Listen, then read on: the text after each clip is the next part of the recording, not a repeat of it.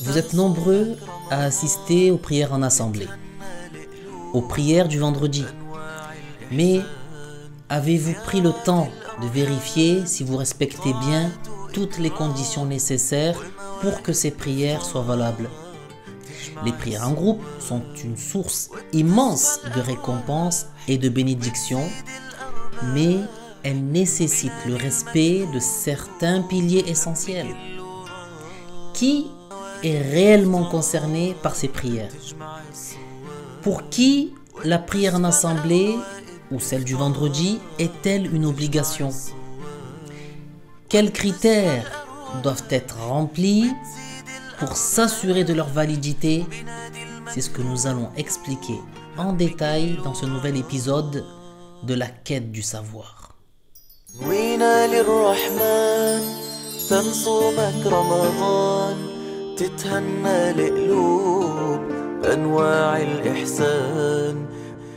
Assalamu alaikum, bienvenue dans votre émission La quête du savoir, dédiée aux connaissances indispensables de la science de la religion.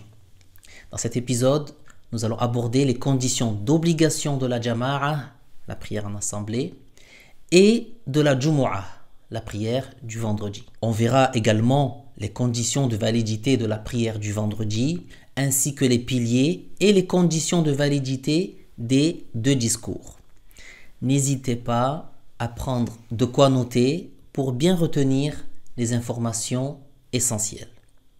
Bismillah walhamdulillah wassalatu wassalamu ala rasulillah. Le messager de Dieu sallallahu alayhi wa sallam a dit: Ra'sul amri al-islam wa amuduhu as-salah. C'est un hadith rapporté par An-Nasa'i dans As-Sunan al-Kubra. Il signifie le principal sujet, c'est l'islam, et son pilier, c'est la prière.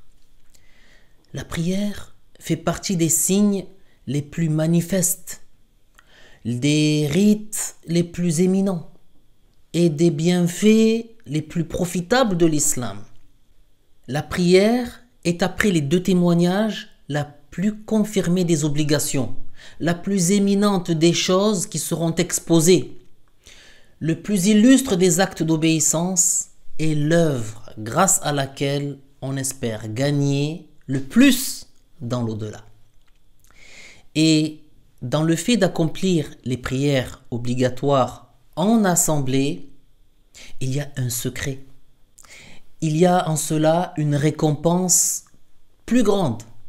Le prophète sallallahu alayhi wa sallam a dit, dans ce qu'a rapporté Al-Bukhari, Salatul jama'a afdalu min salatil fadhi bi 27 darajah. Ce hadith signifie la prière en assemblée est meilleure que la prière individuelle par 27 degrés. Et le fait que quelqu'un accomplisse la prière du Isha et du Subh en assemblée donne plus de récompenses. Et ce, en raison de ce qui est parvenu du prophète sallallahu alayhi wa sallam dans le Sahih de Muslim. Man salla al-Isha fi jama'a فكأنما قام نصف الليل ومن صلى الصبح في جماعة فكأنما صلى الليل كله. Ce qui signifie, celui qui prie le Isha en assemblée, c'est comme s'il avait veillé la moitié de la nuit en prière. Et celui qui fait le Subh en assemblée, c'est comme s'il avait veillé toute la nuit en prière. Alors, on va parler d'abord du fait de faire la prière en assemblée pour les 5 prières obligatoires. Prier en assemblée à l'occasion des 5 prières obligatoires est une obligation d'ordre collectif. Pour être concerné par cette obligation, il faut être de sexe masculin, libre, résident, pubère, saint d'esprit et ne pas avoir d'excuses pour s'en abstenir. Donc, elle n'est pas obligatoire pour les femmes, les voyageurs, ceux qui n'ont pas atteint la puberté et, en dehors d'eux, ceux qui bénéficient d'une des excuses exemptant de l'obligation de l'assemblée. Par exemple, la pluie qui trempe les vêtements et la peur de rencontrer un ennemi en se rendant sur le lieu de l'assemblée. J'attire votre attention sur un point, c'est que on s'acquitte de l'obligation d'ordre collectif en accomplissant l'assemblée de sorte que l'accomplissement du rite soit public. Maintenant, concernant la prière du vendredi, il est une obligation d'ordre personnel d'accomplir la prière du vendredi en assemblée pour ceux qui remplissent les conditions qu'on vient de citer. On peut les citer à nouveau. Il faut qu'ils soient de sexe masculin, libre, résident, sain d'esprit, pubère et n'ayant pas d'excuses. En plus de cela, il y a d'autres conditions. Il faut qu'ils soient au minimum 40, même en comptant l'imam. Qu'ils soient responsables, c'est-à-dire pubères et sain d'esprit, établis, vivant dans des constructions, que ces constructions soient en bois, en pierre ou en terre. Par contre, la prière du vendredi n'est pas une obligation pour les gens des tentes, Ahlul Khiyam. Il faut savoir que la prière du vendredi est aussi une obligation d'ordre personnel pour quelqu'un qui est en voyage, puis a eu l'intention de résider dans l'agglomération Al-Balad, où a lieu la prière du vendredi, 4 jours complets, outre les jours d'arrivée et de départ, ou davantage.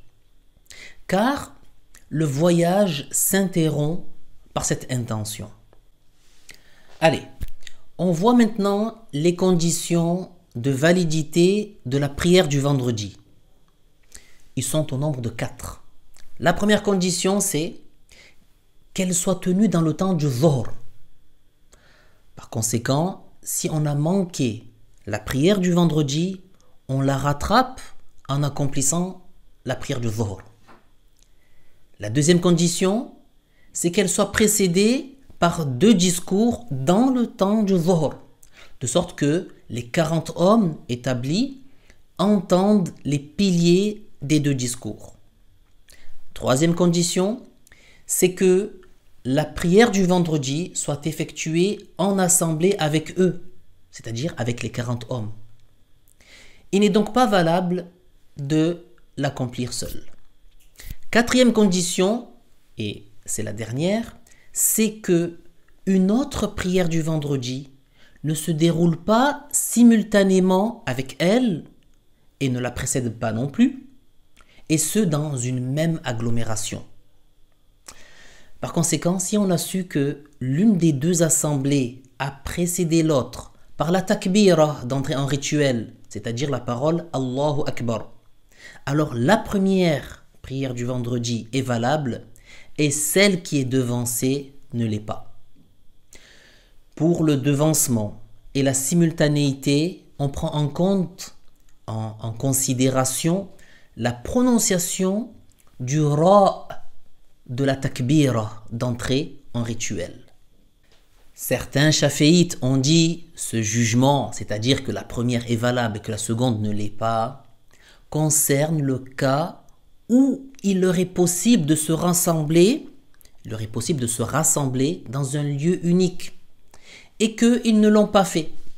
Mais si le fait de se rassembler dans un lieu unique présente une grande difficulté, il leur est permis de multiplier les assemblées en fonction des besoins. Ainsi, les 2 assemblées seront valables. Les 2 assemblées seront alors valables. Celle qui devance est valable et celle qui est devancée est valable également. Toujours concernant la prière du vendredi, nous allons citer maintenant les piliers des 2 discours, qui sont au nombre de 5. Premier pilier, il consiste à louer Allah avec la formule Alhamdulillah ou Lillahil hamd, ou ce qui est de cet ordre. Deuxième pilier, il consiste à invoquer Allah en faveur du prophète sallallahu alayhi wa sallam, qu'on appelle as-salatu ala nabi sallallahu alayhi wa sallam, en prononçant la formule sallallahu ala Muhammad, ou bien Allahumma salli ala Muhammad, ou ce qui est de cet ordre. Troisième pilier, il consiste à recommander la piété dans les deux discours. Comment cela est réalisé? Cela est réalisé en incitant à l'obéissance et en mettant en garde contre la désobéissance ou en faisant les deux. J'insiste ici sur le fait que il est indispensable de louer Allah, d'invoquer en faveur du prophète sallallahu alayhi wa sallam et de recommander la piété dans les deux discours.